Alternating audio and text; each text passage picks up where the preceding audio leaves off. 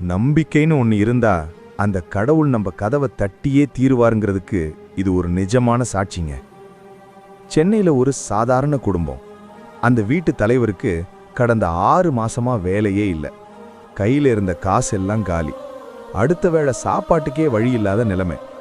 பெண்டாட்டி பிள்ளைங்களை எப்படி காப்பாற்ற போறோன்னு உடஞ்சு போய் அன்னைக்கு நைட்டு அந்த முருகன் கிட்ட மனம் முருகி வேண்டினாரு. ஆனா அன்னைக்கு நைட் அவர் கண்ட கனவு அவரோட வாழ்க்கையையே மாத்த போகுதுன்னு அவர் நினைக்கல.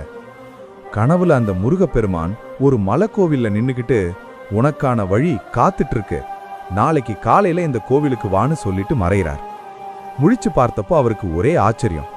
இது வெறும் கனவா இல்ல நிஜமாவே முருகன் கூப்பிடுறாரான்னு ஒரு தயக்கம். ஆனா ஏதோ ஒரு நம்பிக்கை அவரை அந்த கோவிலுக்கு இழுத்துட்டு போச்சு.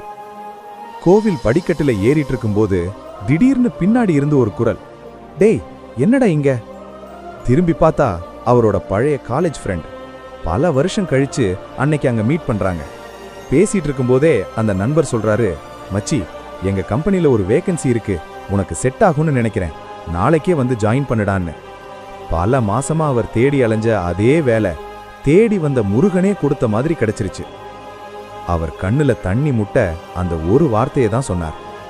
நம்பிக்கை இருந்தா அந்த முருகனே நேர்ல வந்து வழி காட்டுவார். இந்த அதிசயம் உங்க வாழ்க்கையிலும் நடக்கும்னு நீங்க நம்புடா, மறக்காம கமெண்ட்ல ஓம் முருகான்னு சொல்லிட்டு போங்க.